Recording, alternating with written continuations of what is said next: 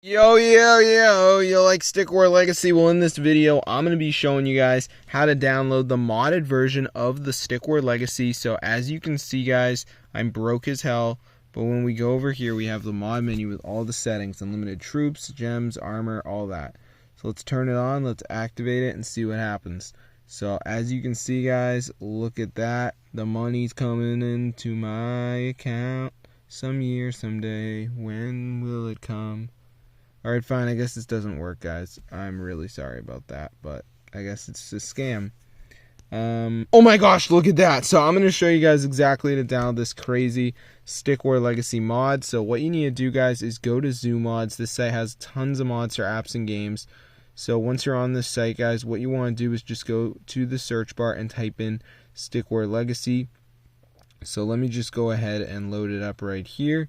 And I'm just going to type in Stick War Legacy, and as you can see, guys, it says Stick War Legacy mod. So just press on that, wait for it to download.